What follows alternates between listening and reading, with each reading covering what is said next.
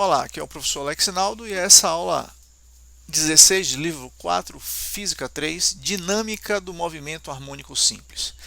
Para entendermos a atuação das forças no movimento harmônico simples, vamos utilizar aqui como osciladores o pêndulo simples e o sistema massa-mola. Tudo bem? Então, nós já estudamos antes a parte da cinemática do MHS. Nós vimos a equação da posição no tempo, a equação da velocidade no tempo, a equação da aceleração no tempo. Foi a primeira vez que trabalhamos com aceleração que varia no tempo. E depois a aceleração em cada ponto da oscilação do corpo. Tudo bem? Então, nós temos aqui esse objeto oscilando entre a posição positiva da amplitude e a extremidade esquerda, que é a negativa da amplitude, passando pelo zero. Tudo bem? Então, já vimos que a aceleração do MHS é dada por isso aqui, né? A aceleração menos ômega ao quadrado vezes x está aqui. Por outro lado, a força resultante que deve produzir um MHS, ela deve obedecer à segunda lei de Newton. Lembre-se que isso daqui nada mais é do que a segunda lei de Newton. Se tem um corpo sofrendo um movimento alterando sua velocidade, segundo a lei de Newton, força resultante é igual a massa vezes aceleração. E nesse caso, a força resultante que produz o MHS vai ser igual a massa vezes a aceleração do MHS. Então nós temos que pegar essa aceleração daqui e jogar o seu valor, a sua fórmula, aqui dentro. Então vamos ficar assim, força resultante do MHS igual a massa vezes a aceleração do MHS. Tudo bem? Vamos dar uma rearrumada nessa equação, colocar o menos aqui na frente, então vai ficar menos m ômega ao quadrado x. E nós podemos perceber o seguinte, esse termo m ômega ao quadrado, ele vai dar como resultado algo constante, porque a massa do corpo não vai sofrer variação e nem a frequência angular ou pulsação vai sofrer variação. Então, algo constante multiplicado por algo constante ao quadrado vai dar uma coisa constante que nós vamos chamar simplesmente de K. Então, K é igual a m ômega ao quadrado. E vamos substituir, então, K na fórmula de cima. Então, nós vamos ter que a força resultante que produz o movimento harmônico simples, ela é escrita desta maneira, F igual a menos Kx, uma força diretamente proporcional a um deslocamento ou a uma deformação, ok? Uma força que depende do valor de x, diretamente proporcional. Então isso, na verdade, é uma força que é denominada de força elástica, dada por essa equação que é chamada de lei de Hooke, ok? Lembre-se que lá na primeira série do ensino médio você aprendeu que a força elástica era igual a K vezes ΔX, onde esse ΔX era uma deformação da mola.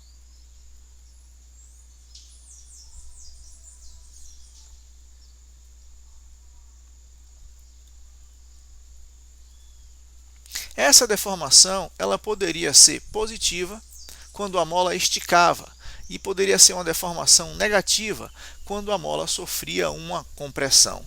Aqui nós vamos adotar esse mesmo procedimento. Entenda este x como um ΔX, como uma deformação, ok? Ah, mas espera aí, professor. Lá no primeiro ano não tinha um sinal de menos aqui na força elástica. Porque lá no primeiro ano você tinha que resolver problemas como esse.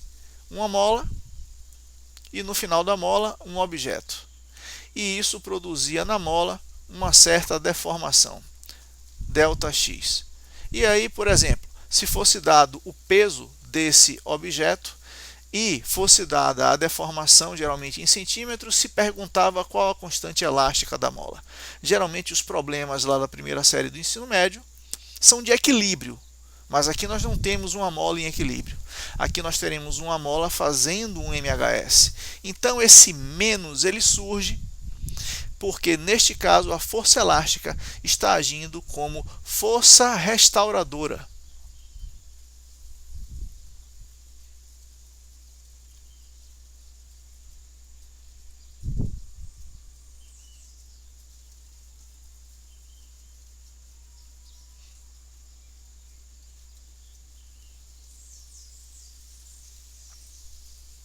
Força restauradora. E por que isso? Por que força restauradora? Porque, veja, o objetivo da força elástica é o tempo inteiro trazer o objeto para o centro. Quando o objeto está aqui, a força age tentando trazer ele para o centro. Quando o objeto está aqui, a força age tentando empurrar ele para o centro. Ok? Então é uma força que tenta restaurar a posição de equilíbrio. Por isso, força restauradora. E por isso o sinal de menos. Porque veja, quando você tem todo um x positivo, por exemplo, quando o valor de x está aqui do lado azul, você vai ter valores de x que são positivos. A força elástica vai estar apontando para o sentido oposto, porque ela quer trazer o objeto para o zero, então ela vai ter sinal negativo. Agora, quando o objeto ocupa qualquer uma das posições em verde, aqui ele possui um valor de x negativo. E agora, nesse caso, a força elástica está tentando empurrar o objeto para o zero, ou seja, ela está apontando para o lado positivo. Por isso que a deformação, que é o x, e o valor da força sempre vão ter sinais contrários. Ok? Aqui o x é positivo, a força elástica é negativa. Aqui o x, a posição no MHS é negativa porque está à esquerda do zero e a força elástica vai ser positiva. Lembre-se que na nossa orientação nós vamos ter aqui positivo é para a direita do zero, negativo é para a esquerda do zero. Tudo bem? Então essa força tem esse menos porque ela é sempre contrária à deformação.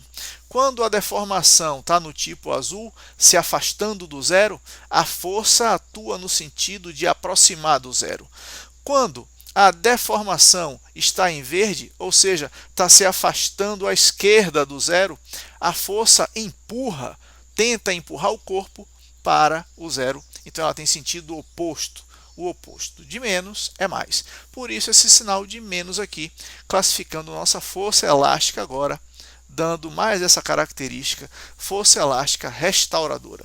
Ela tenta restaurar o equilíbrio no zero. Ok? Então veja aqui, por exemplo, no movimento que nós estamos representando. Nesse ponto aqui, nós temos a mola em estado relaxado. Mola relaxada.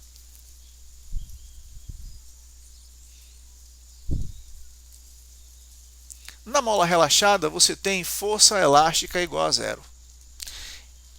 Então aqui você também terá aceleração igual a zero. É exatamente quando o corpo está passando pelo centro que ele tem um valor de aceleração igual a zero aqui. Ok? Então a força elástica será zero e isso vai produzir também uma aceleração igual a zero. Agora, quando o corpo está na extremidade direita, ele está ocupando a posição positiva mais A. Ou seja, quando o corpo está aqui. Veja que a força elástica ela vai estar apontando para a esquerda. E no seu valor máximo, ou seja, menos K vezes A. Ok? Onde A aqui é a amplitude e K é a constante elástica. Tá? Ela vai estar apontando para o lado negativo. É exatamente essa situação daqui que está sendo representada por esse ponto. Quando o corpo estiver na extremidade da esquerda, o que vai acontecer? Aqui a mola está totalmente comprimida, a mola está querendo empurrar o objeto para o zero. Então a força elástica está apontando para o lado positivo. Então, nessa situação aqui, quando o objeto estiver aqui, ó, na extremidade esquerda, ocupando a posição negativa da amplitude, o valor da força elástica vai ser K vezes amplitude, positivo. Tudo bem? Então, esta situação daqui representa este ponto. Veja aqui, é uma força que tem variação linear com a deformação. Tudo bem? Então, na verdade, isso daqui, matematicamente falando, seria uma fórmula do tipo y igual a ax mais b, onde, na verdade, o b vale zero. Por isso, ele passa pelo centro aqui. Tudo bem? O x seria a deformação. E esse valor, que é lá na função do primeiro grau, o coeficiente angular, seria representado aqui pela nossa constante elástica com sinal negativo, porque a força é restauradora, e com sinal negativo, veja que a reta realmente é decrescente. Tudo bem? Como nós vamos trabalhar com sistema oscilante massa-mola, surge logo um tópico que é a de associação de molas. Molas podem ser associadas em série ou em paralelo. Então veja, nós temos aqui uma mola de constante elástica K1 e uma mola de constante elástica K2, e neste caso K1 maior do que K2. Significa dizer que a mola 1 é mais dura do que a mola 2. A mola 1 oferece mais dificuldade para esticar ou para comprimir do que a mola 2. Bom, elas duas estão em série, uma após a outra, e aí nós penduramos esse peso. Quando esse peso atinge a situação de equilíbrio, ele fica parado aí onde ele está, é porque a força elástica, que é uma força de tração para cima, se equilibrou com o peso dele. Ok? Então, a força elástica, neste caso, vai ser a mesma força aqui nesse ponto dessa mola, aqui nesse ponto, aqui na emenda das molas e na outra mola também. A força elástica é a mesma força de tração nas duas molas. Agora veja que uma mola estica mais. Como a mola 2 ela é mais mole, ela esticou mais do que a mola 1, que é mais dura. Tudo bem? Agora, existe uma mola, a mola equivalente, que ela sozinha pode produzir o efeito dessas duas aqui. Ok? Veja que ela sozinha deforma o mesmo da associação. Então, ela tem a mesma força de tração, porque o objeto pendurado ficou exatamente no mesmo lugar. Então, ela tem a mesma força de tração que equilibrou com o peso, só que ela deformou ΔX1 mais ΔX2. Ok? Força elástica é igual a K vezes ΔX, sabemos disso. Então, o ΔX vai ser dado por força elástica sobre K, ok? Então é isso que nós vamos fazer aqui. Observe que na mola equivalente, a deformação dela é a soma da deformação das outras duas. Ela estica mais do que a mola mais mole. Então a mola equivalente é mais mole do que a mola mais mole, que seria a mola K2. Tudo bem? Então, no lugar de ΔX, nós vamos substituir por Fel sobre K. Então, ficará assim. Fel sobre K equivalente, aqui. Para o ΔX1, Fel sobre K1. E para o ΔX2, Fel sobre K2. A força elástica é a mesma em todos os pontos. Aqui, aqui, na emenda, na outra mola, ou em qualquer ponto da mola equivalente. Então, a força elástica vai poder ser cortada.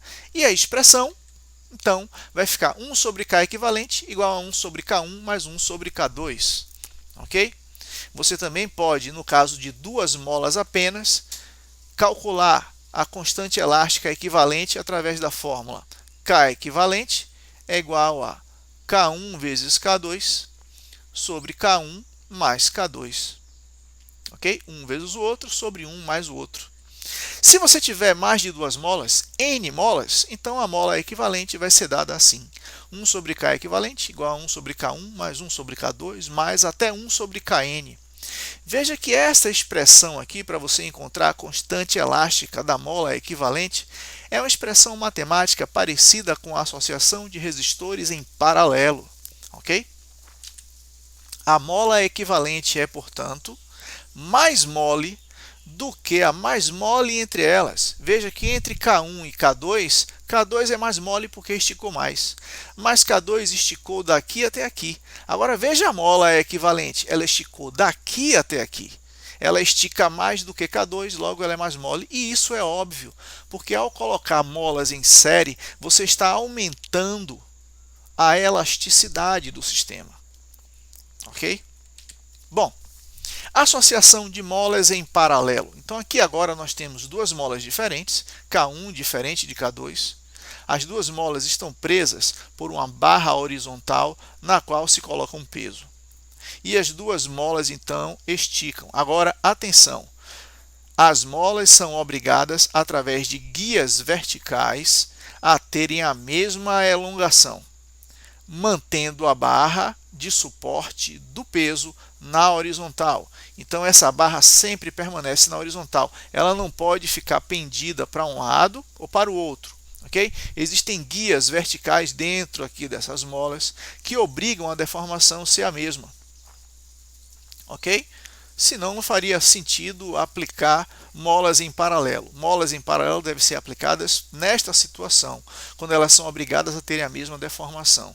Já que elas são molas diferentes, uma mais dura do que a outra, aplicando o mesmo peso, claro que uma iria esticar mais do que a outra e esta barra não ficaria na horizontal. Mas existem guias verticais que guiam a mola e elas só podem ficar paralelas. Então elas só podem ter a mesma deformação ΔX, ok? Então qual seria essa mola equivalente? Que ela sozinha também produziria o mesmo ΔX. Veja que na mola 1 nós temos a força elástica 1, na mola 2 a força elástica 2. Esta mola daqui sozinha é capaz de produzir o mesmo resultado das outras duas juntas. Ela também equilibrou o objeto no mesmo lugar. Significa dizer que esta mola é mais forte do que as outras duas, porque ela sozinha substituiu as outras duas, produzindo a mesma deformação. Ok? Então, neste caso, força elástica é igual a K vezes ΔX, e a força elástica da mola equivalente vai ser a força elástica da mola 1 mais a força elástica da mola 2. Tudo bem?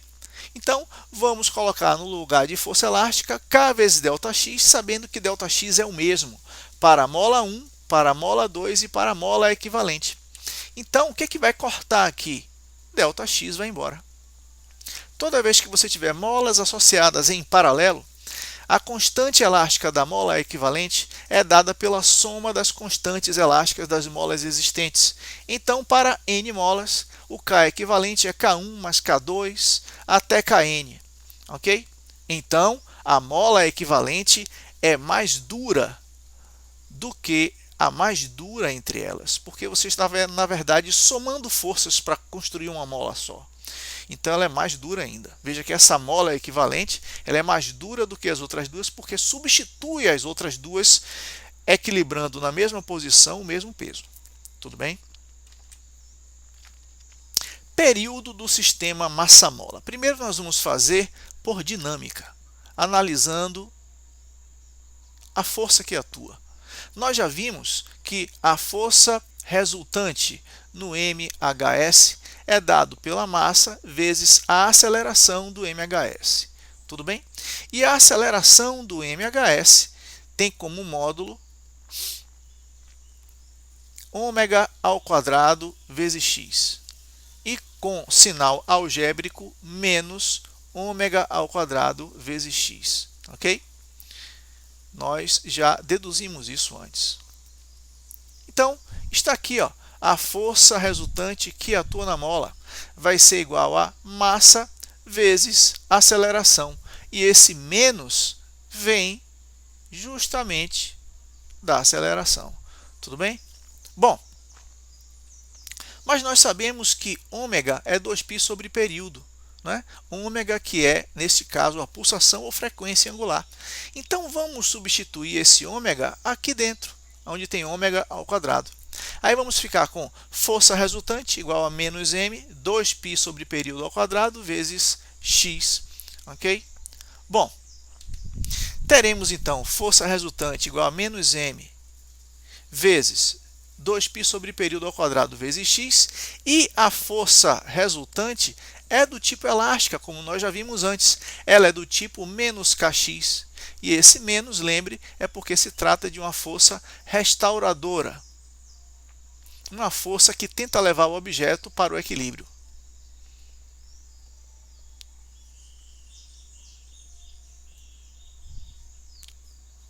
Uma força restauradora, ok? Então, vamos pegar aqui no valor dessa força resultante e colocar o que ela é, menos k vezes x. Então, vai ficar assim, menos k vezes x é igual a menos m, 2π sobre período, tudo isso ao quadrado, vezes x. Então, dá para simplificar o x e o menos, né? Dá para cortar esse x com esse, e o menos de k com menos de k vai ficar mais, não é? Então, nós vamos ficar assim, k igual a m vezes 2π sobre período ao quadrado. Agora, elevando o termo que está entre parênteses ao quadrado, vamos ficar com k igual a m vezes 4π quadrado sobre t quadrado.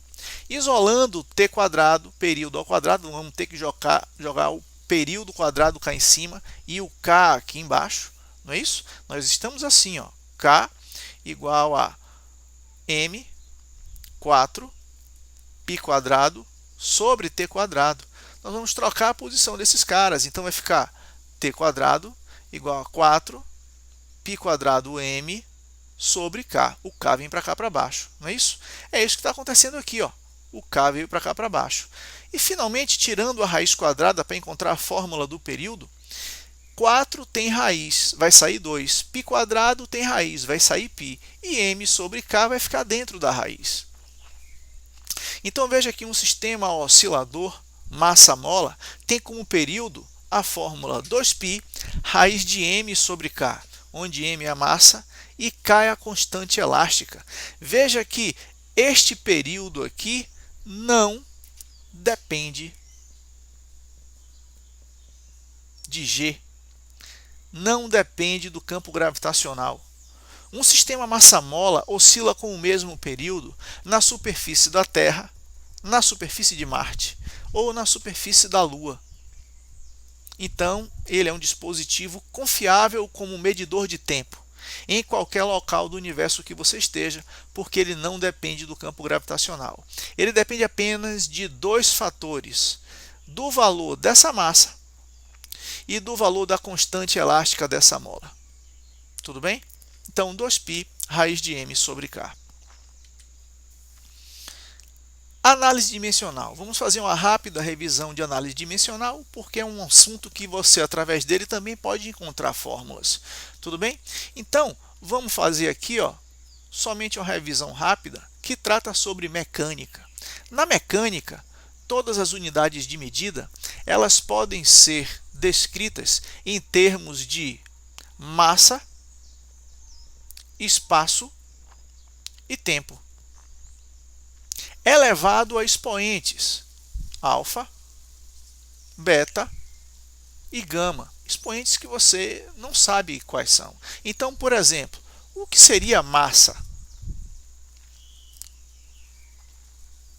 Massa seria dado, né? A dimensão da massa seria dada por massa elevado a 1, comprimento elevado a 0 e tempo elevado a 0. Ok? Comprimento.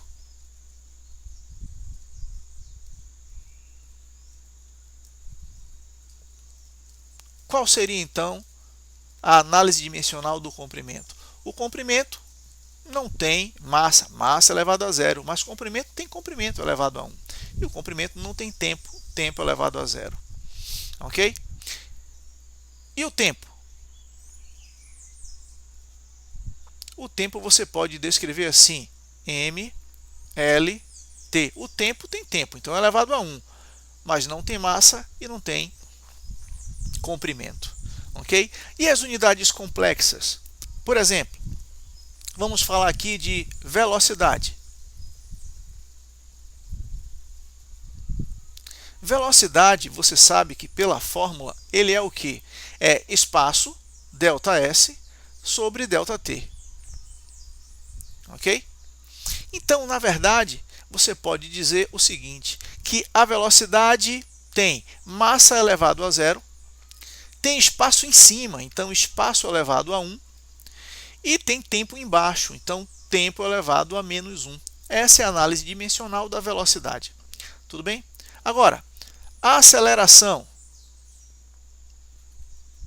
Qual seria a análise dimensional da aceleração? A fórmula da aceleração nós sabemos, né? Variação da velocidade sobre o tempo, ΔV sobre ΔT. Então, nós podemos dizer que a aceleração tem massa elevado a 0, velocidade tem, mas velocidade é espaço sobre tempo, conforme nós já vimos aqui, né? Então, nós podemos dizer que tem velocidade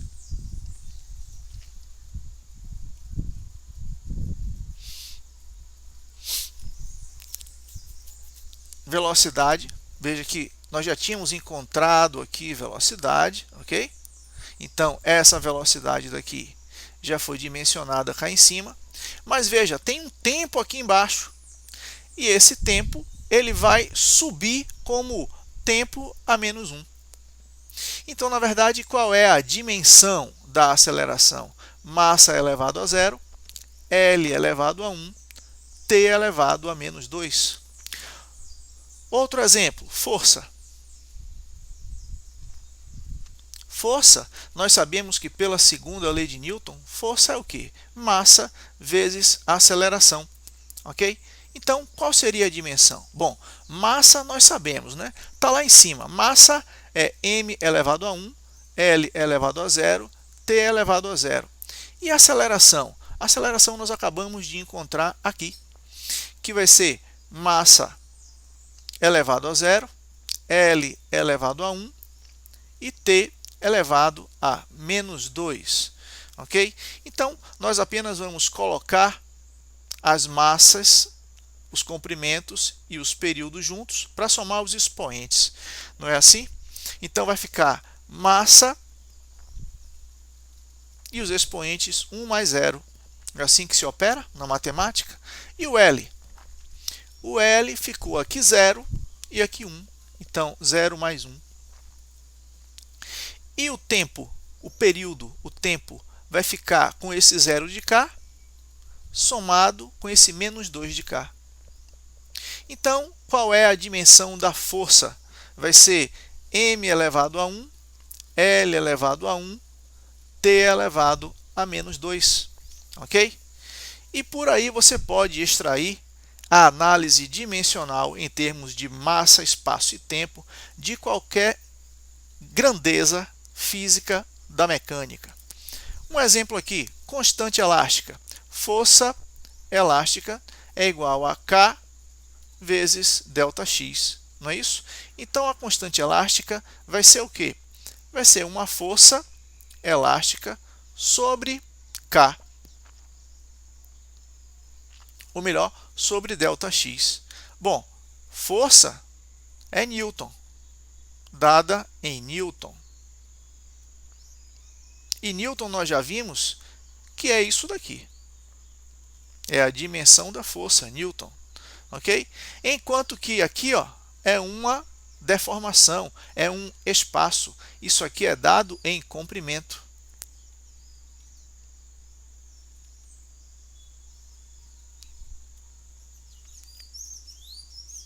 Que é dado em metro, né? Em cima, Newton. Então, a constante elástica é Newton por metro. Bom, mas se nós formos fazer aqui a operação em termos de análise dimensional, vai ficar como? Vamos lá. Pegue a unidade dimensional aqui da força, Newton. Vai ser m elevado a 1, L elevado a 1, T elevado a menos 2. tá bom? Mas tudo isso com M embaixo. Ou melhor, com M não. M, estou pensando em metro, mas na verdade comprimento embaixo. Então isso daqui, ó, vai subir L a menos 1. Tá bom? O L aqui embaixo, que é o comprimento, quando ele sobe, sobe a menos 1. Aí você vai ter M elevado a 1, L elevado a 1 mais menos 1, porque é esse com esse, e T a menos 2. Então, a dimensão da constante elástica vai ficar assim, ó, M elevado a 1, L elevado a 0, então desaparece elevado a 0, né? Na multiplicação vai dar 1, e T a menos 2. Tá? Então, essa é a dimensão aqui, ó, da constante elástica. Após essa breve revisão de análise dimensional, veja que todas as grandezas da mecânica podem ser representadas por matéria, espaço e tempo, com expoentes diferentes. Mudando os expoentes, é como se você estivesse mudando os ingredientes de uma receita. E aí nascem grandezas físicas diferentes, como velocidade, aceleração, força, constante elástica e etc. Tudo bem? Então vamos lá. Experimentalmente, vemos que o período de um sistema massa-mola deve depender apenas da constante elástica, a mola mais dura ou mais mole, e também da massa, ok? Da massa m. Então essa é uma constatação experimental.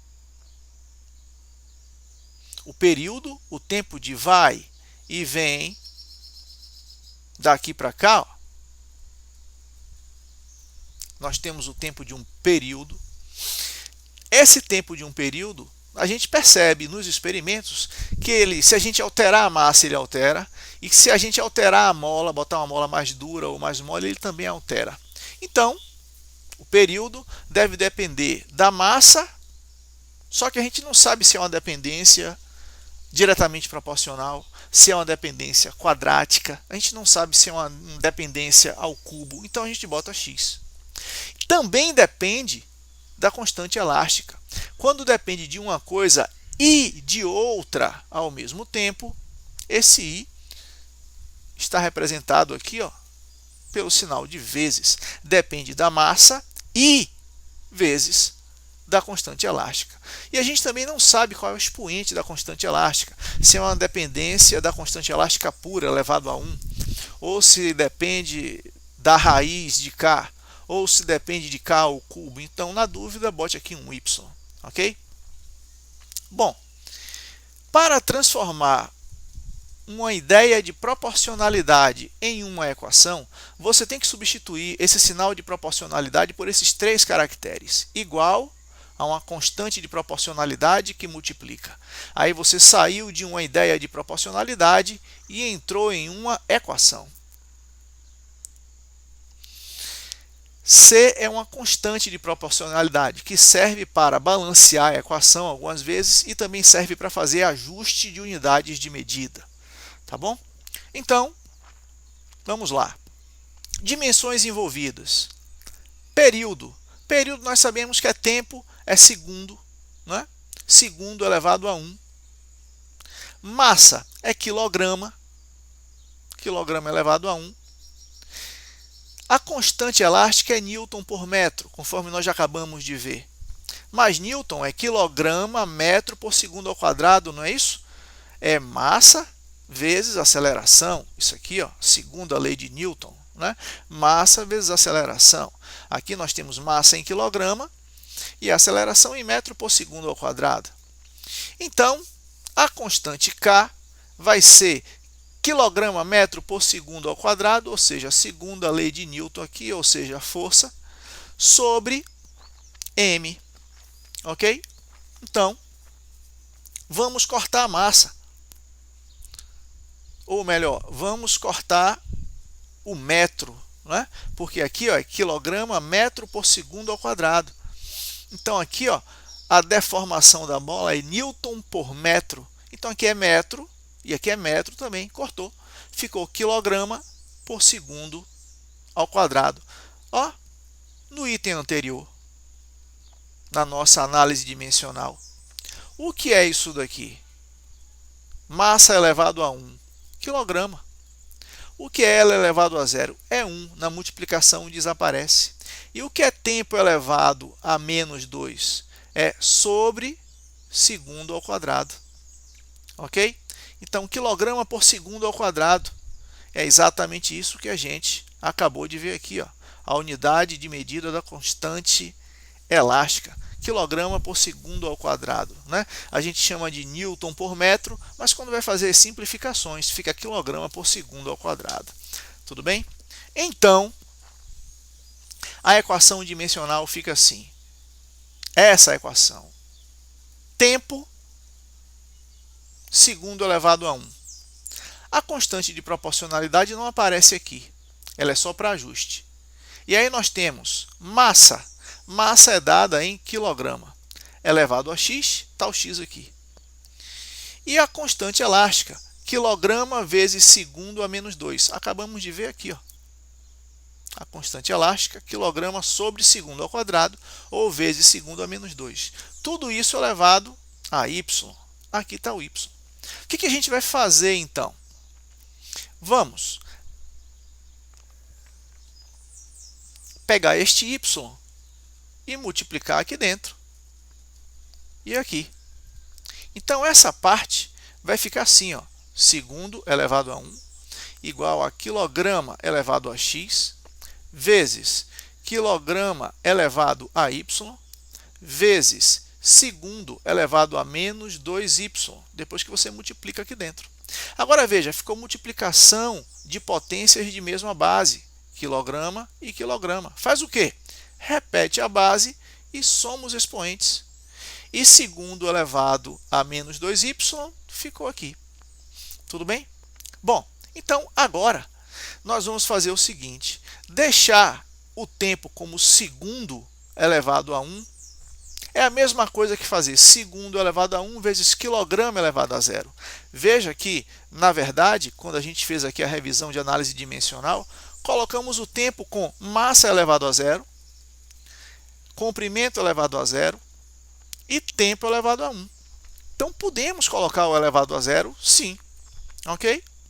Então, está aqui, ó, massa elevado a 0. Por que fizemos isso? Para você poder comparar esse S com esse. Porque senão não é equação. Né? E poder comparar este quilograma com este. E aí, para dar certo, os expoentes têm que ser iguais. Ok? Então, veja, comparando os S's, menos 2y tem que dar igual a 1. E do lado de cá, na parte do quilograma, x mais y tem que dar igual a 0. Então, nós formamos aqui, ó,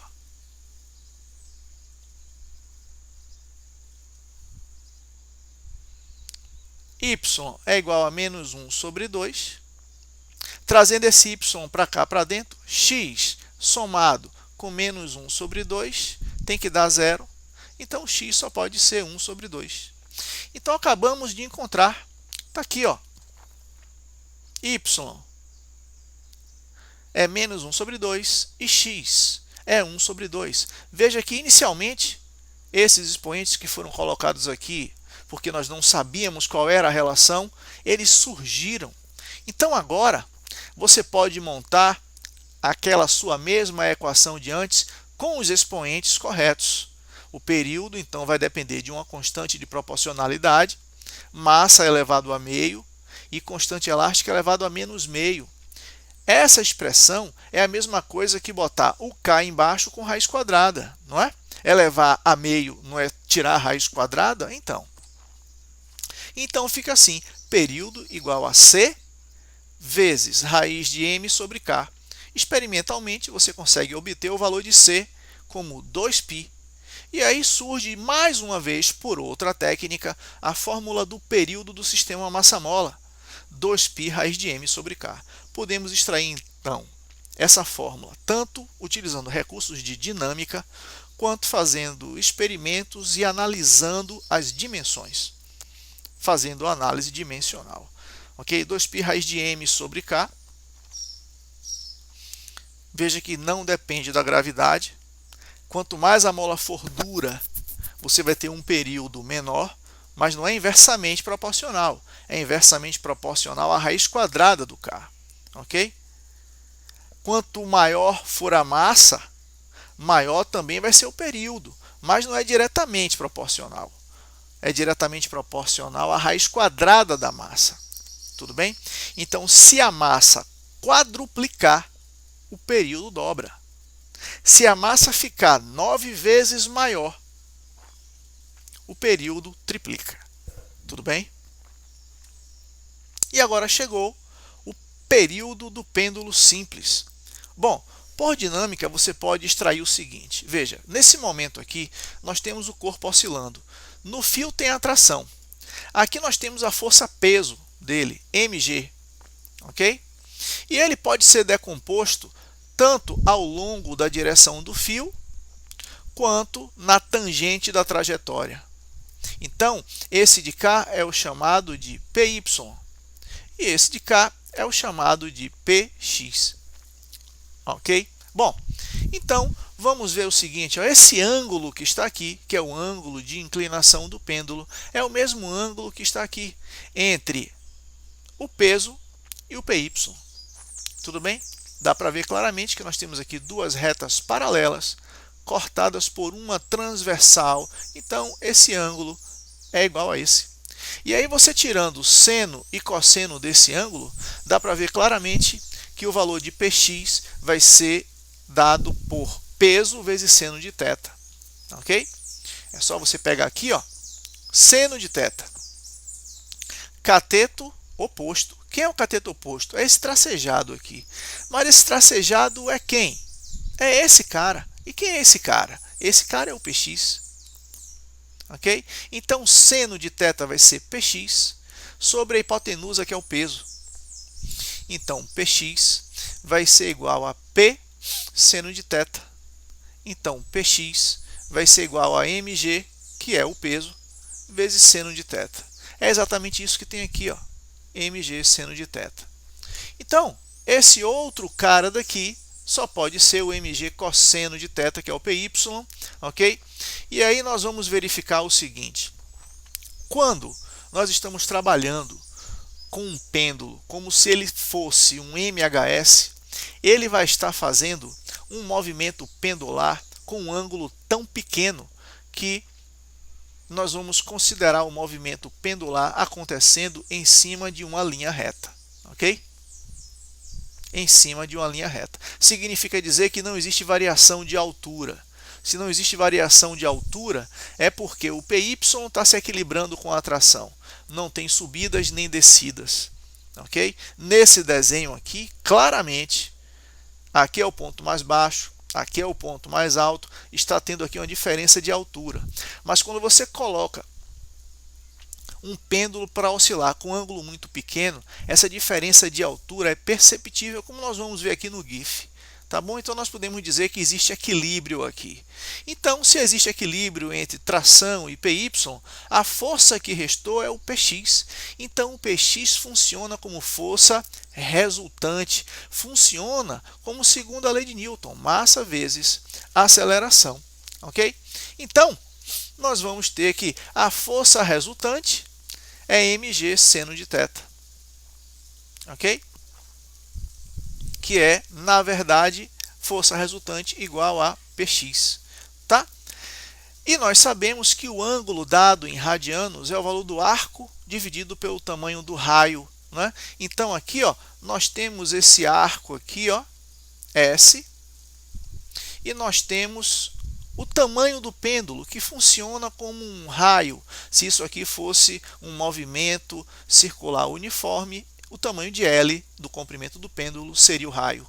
Então, nós temos comprimento do arco dividido pelo tamanho do raio. Isso dá o ângulo em radianos.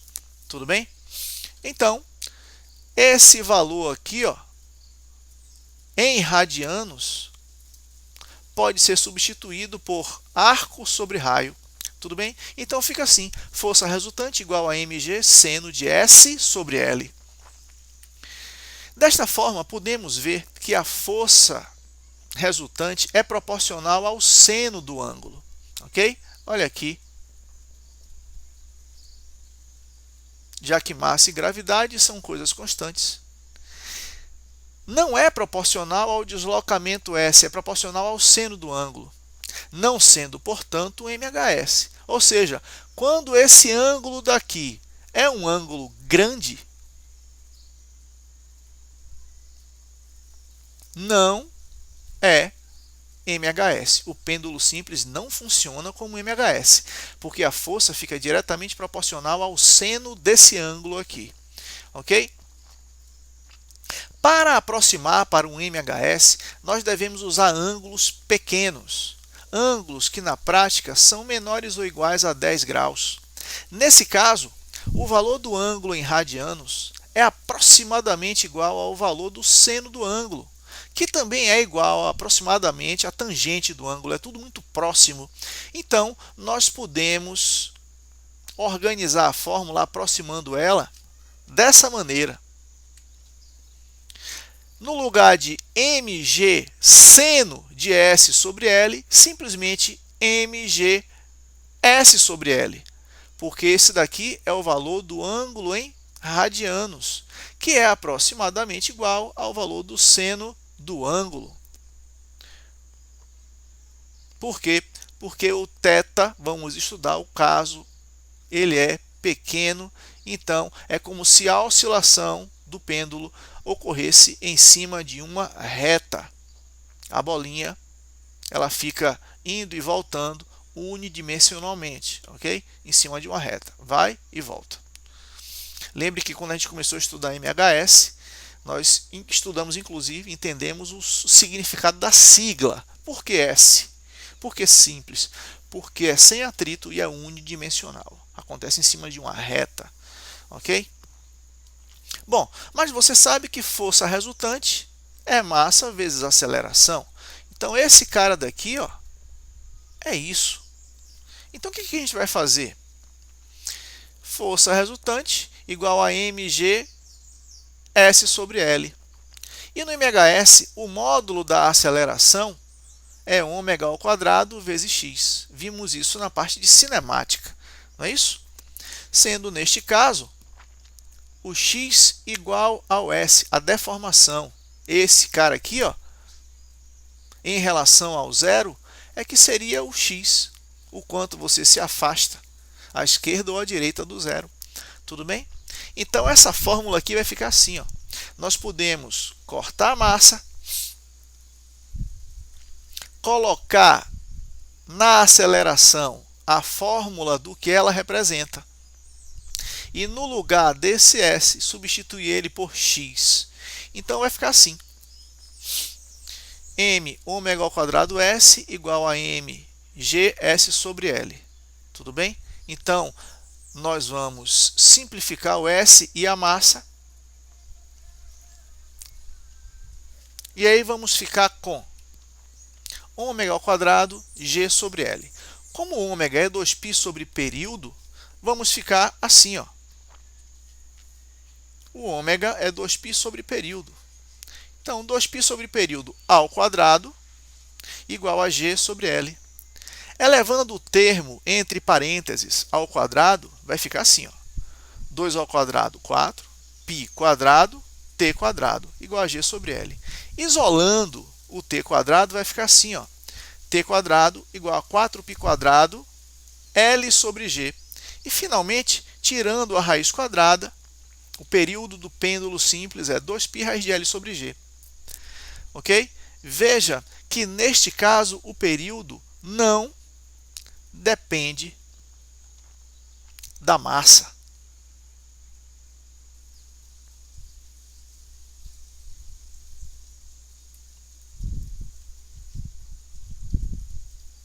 E quando não quer apagar, faz como?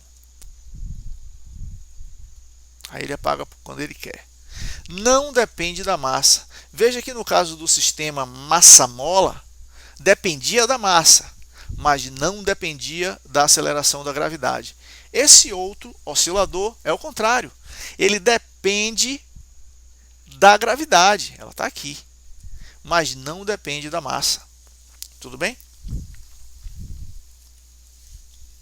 Funcionamento do pêndulo simples. Tudo ocorre como se existisse uma mola gravitacional. Então veja, nós não já vimos que a força resultante, na verdade, é o Px, é o peso P vezes o seno de θ, que está aqui?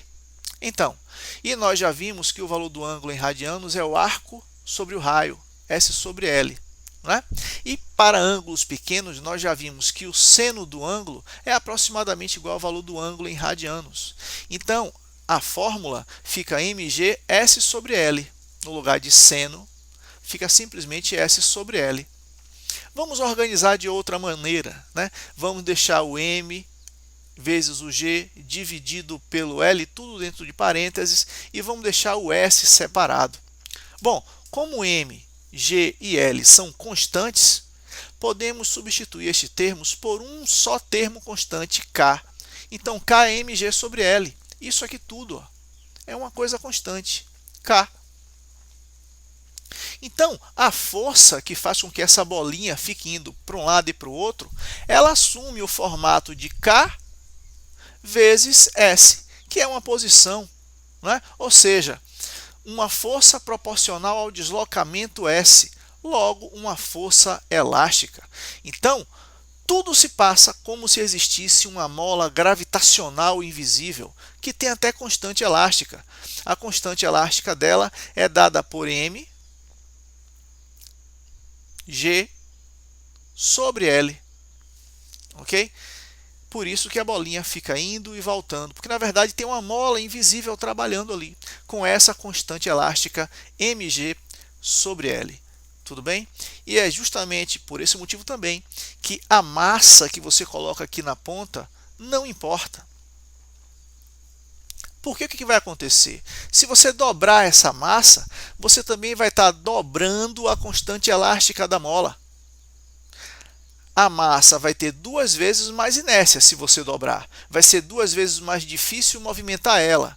Mas aí o que você faz? Você aplica automaticamente uma mola 2 vezes mais forte e compensa. Por isso que a massa não importa. Porque para a construção da constante elástica dessa mola invisível, a massa faz parte. Tudo bem? E fazendo agora a dedução do período do pêndulo simples por análise dimensional. Bom, se você for no laboratório, experimentalmente podemos ver que o período deve depender do comprimento do pêndulo. Pêndulos grandes têm a tendência de ter um período longo, pêndulos pequenos têm um período curto. E também da intensidade do campo gravitacional. Se você puder simular gravidades diferentes, você vai ver que quanto maior for o campo gravitacional, o pêndulo oscila mais rápido. Em campos gravitacionais fracos, o pêndulo oscila mais devagar. Então, qual é a constatação que a gente chega experimentalmente? Que o período do pêndulo depende da gravidade e do tamanho do pêndulo. Agora, depende como da gravidade? Não sei, então é elevado a x. Depende como do comprimento? Também não sei se é diretamente, se é ao quadrado, se é ao triplo, então y, ok? E aí vamos lá, para transformar uma ideia de proporcionalidade em uma equação, substituímos o sinal de alfa por igual a uma constante que multiplica. C é uma constante de proporcionalidade, adequada para fazer o balanceamento da equação e também ajuste de unidades de medida. Tudo bem? Então vamos lá, aqui nós temos período, que é segundo elevado a 1. Nós temos comprimento, o comprimento aqui, ó, que é dado em metro. Ok? E gravidade, metro por segundo ao quadrado. Então, vamos lá. Período tem tempo elevado a 1. Ok? Gravidade é metro por segundo ao quadrado, mas tudo isso está elevado a x. Aqui, ó, gravidade elevado a x. E o comprimento do pêndulo é metro. Metro elevado a y, metro elevado a y. O que nós vamos fazer aqui? Vamos fazer a subida desse segundo que está ao quadrado. Quando ele sobe para o numerador, sobe segundo a menos 2. E aí, vamos fazer agora a distribuição desse x. Então, vai ficar m elevado a x e o segundo já tinha o menos 2, menos 2x. E aqui m elevado a y. Do outro lado, segundo a 1 e não faz nada, nenhum mal, botar m elevado a 0. Para quê? Para que você tenha m do lado esquerdo e do lado direito da equação. Ok? E para que você tenha s do lado esquerdo e do lado direito da equação. Então, você pode complementar elevando a 0. Isso só vai ser uma equação se isso for igual a isso. E se isso for igual a isso com isso. Ok? Então, veja que você vai ficar assim, ó, segundo elevado a 1 vezes m elevado a 0. Do outro lado, você tem a multiplicação de potências de mesma base. Então, vai ficar m elevado a x mais y, né? Vezes segundo elevado a menos 2x. Então, comparando esse cara com esse, você pode ver que menos 2x é igual a 1. Então, x é igual a menos 1 sobre 2. E comparando esse cara daqui com esse, dá para ver que x mais y igual a 0. Então, veja, nós encontramos duas equações. Ora, se x é igual a menos 1 sobre 2, y tem que dar quanto aqui para essa conta dar 0? Y só pode ser 1 sobre 2. Então, você encontrou os valores, dois expoentes, y igual a 1 sobre 2 e x igual a menos 1 sobre 2. Tudo que antes era um mistério, agora apareceu. Então, você pode pegar aquela sua equação e reescrevê-la. Só que agora com os expoentes corretos. X ficou igual a menos meio, então ele agora vem para cá, menos meio. E y ficou igual a meio, então y vem para cá. Ok? Bom, como é que a gente vai trabalhar isso daqui? Elevar a meio é igual a raiz. E esse então vai para baixo, né? Porque está negativo, então vai ficar assim. Período igual a c vezes raiz de L sobre G. Experimentalmente você pode verificar que essa constante c vale 2π. Então, mais uma vez, chegamos a 2π raiz de L sobre G. Agora veja como esse pêndulo oscila, pessoal, para ângulos pequenos. Ele está oscilando praticamente em cima de uma linha reta. Okay? Então, por isso é que nós podemos dizer que para uma oscilação desse tipo, para ângulo pequeno, tração e PY se anulam. E aí você vai considerar apenas o Px como força resultante. O Px é que vai estar fazendo isso. E vai estar fazendo isso. Ele vai agir como força resultante para manter a oscilação. Tudo bem? Vetores envolvidos no movimento pendular. Veja que o movimento pendular ele é complexo. Nós temos aí um grupo de 7 vetores. Veja, o vetor verde é a velocidade. Nós já vimos isso lá no MHS. Nas extremidades, o vetor verde some. E ele tem um valor máximo no centro. A velocidade é máxima do MHS no centro. A aceleração centrípeta. A aceleração centrípeta está representada aí justamente pelo azul escuro. E por que a aceleração centrípeta ela fica também variando? Porque ela depende da força de tração. E a força de tração vai ter o seu maior valor no centro do pêndulo, ok? Que é aquele ponto onde ele chega com a maior velocidade. Então, a maior tração vai acontecer justamente no ponto mais baixo. Logo, a aceleração centrípeta também vai ser maior no centro. A aceleração tangencial aí, na cor marrom, é aquela aceleração que fica tentando trazer o objeto para o centro, né? Funciona, nesse caso aí, como a aceleração do próprio MHS. Veja que é uma aceleração que tem valores máximos nas extremidades e é zero no centro. É esse vetor marrom que a gente está vendo aí. Okay? Justamente porque nas extremidades nós vamos ter o maior valor da componente do peso, Px. Px é máximo nas extremidades, então vai ter o maior valor de aceleração nas extremidades. Tudo bem? Bom, a força-peso ela é sempre a mesma em todos os lugares, né? A aceleração resultante ela é a soma vetorial da aceleração centrípeta com a aceleração tangencial. É simplesmente regra do paralelogramo.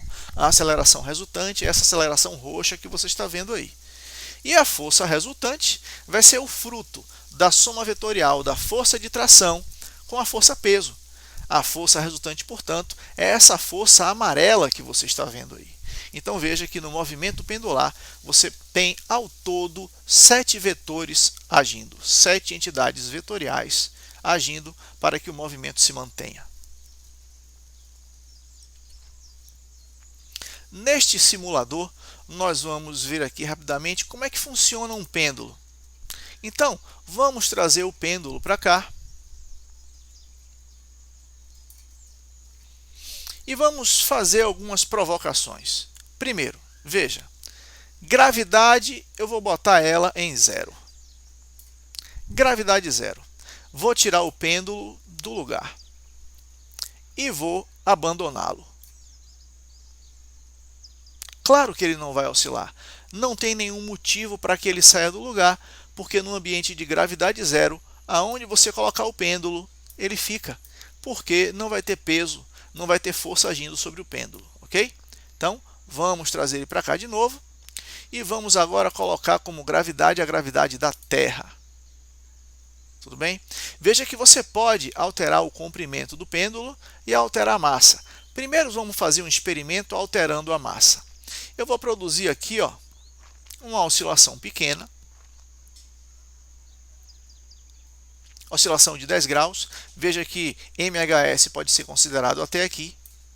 E aí ele fica oscilando, ok? Veja que o centro de massa do pêndulo praticamente está em cima de uma linha reta. Praticamente em cima de uma linha reta. Então aqui nós podemos dizer com boa aproximação que obedece àquela fórmula, né, 2π raiz de L sobre G. Tudo bem? Agora veja o que vai acontecer, fique de olho aí nesse período de oscilação quando a gente altera a massa. Eu vou colocar uma massa bem pequenininha. Percebeu que não houve nenhuma alteração? Agora uma massa grande. A massa não importa, porque como nós vimos, aquela constante elástica gravitacional que atua ali, aquela mola invisível, tem um valor diretamente proporcional à massa. Então eu posso ficar brincando com a massa, fazendo o objeto ficar com mais massa ou menos massa, não importa. A oscilação vai continuar a mesma, com a mesma amplitude e com o mesmo período. Ok? Bom, agora vamos parar e vamos fazer o seguinte.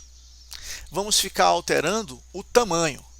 Vamos fazer aqui também uma oscilação de 10 graus para obedecer ao MHS. Agora veja o que acontece quando você aumenta o tamanho do pêndulo. Observe o período. A oscilação fica mais lenta. Agora observe o que acontece com o período quando você diminui bastante o tamanho do fio. Percebeu que a oscilação ficou bem mais rápida? Então, nós percebemos que aquela fórmula realmente faz sentido. Outra coisa é a gravidade. Vou voltar a trazer aqui o pêndulo para o tamanho de 1 metro e vou parar. Aqui nós estamos na Terra, ok? Aliás, não vou parar não, vou deixar do jeito que está. Ele está oscilando na Terra. Agora eu vou botar ele para oscilar na Lua. Observe o que vai acontecer com o período dele na Lua.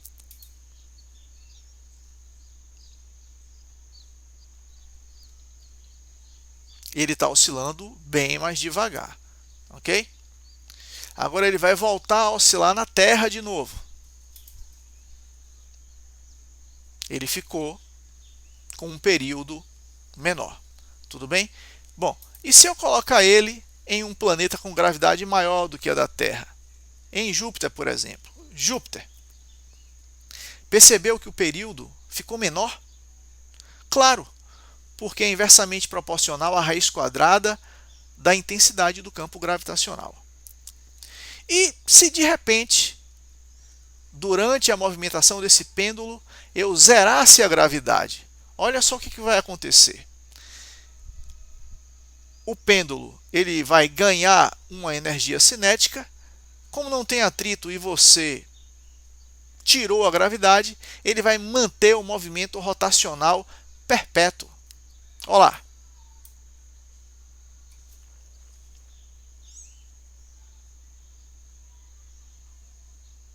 Ou seja, ele começa a fazer movimento circular uniforme. Porque ele está com gravidade zero e ele recebeu aquela impulsão quando tinha gravidade. Então ele vai manter aí o movimento dele fazendo MCU. Tudo bem? Então esse é o simulador que nós temos aqui de pêndulo simples. Você pode parar até para fazer algumas contas para bater os resultados, ok? Lá no PET Colorado. Bom, depois disso, nós vamos ver um vídeo interessante, engraçado. Vamos fazer a medida do período desse movimento. Vamos calcular a frequência desse movimento. E se o período calculado no item 1 fosse realizado por um pêndulo simples, qual seria o seu comprimento?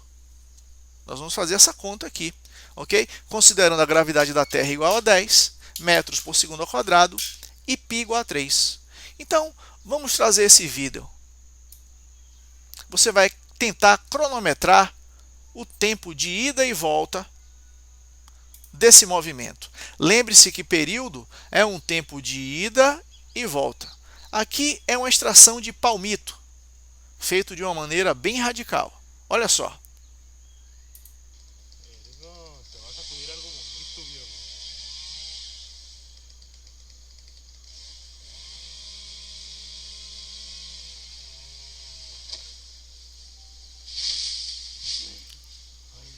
Foi. Voltou.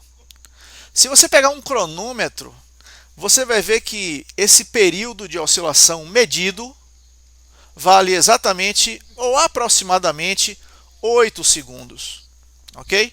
Então, ele ficou balançando, indo e voltando com um período de 8 segundos. Então vamos lá. Faça a medida do período desse movimento. E aqui, uma observação importante. Não faça isso em casa. Período igual a 8 segundos. Então, qual é a frequência? A frequência é o inverso do período. Então, a frequência vai ser 1 sobre 8. Ok? 1 dividido por 8, então 0,125. Uma frequência de 0,125 Hz. Agora, se isso fosse um pêndulo na Terra,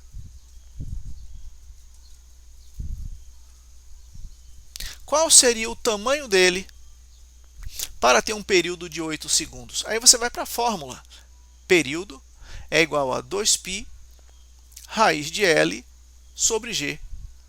Então ficaria período 8, 2, o π, vamos aproximar para 3, raiz de L sobre G da gravidade, que é 10. Ok? Então, isso aqui ficaria 8 sobre 6. Do outro lado, raiz de L sobre 10. Elevando ambos os lados ao quadrado, ficaria 64 sobre 36. Do outro lado, L sobre 10. Então, o tamanho desse pêndulo deveria ser 640 dividido por 36. Então, 640 dividido por 36 daria aí um tamanho de pêndulo de aproximadamente 17,8 metros. Ok? Considerando um período de 8 segundos, é possível que no seu cronômetro você encontre 8,2, 8,3. Isso aqui é um pouco variável, depende de cada medidor, mas eu resolvi aproximar. Tudo bem?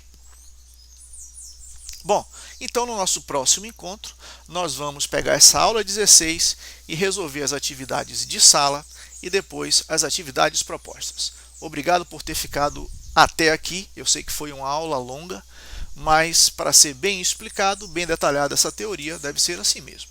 Ok? Obrigado e até a próxima.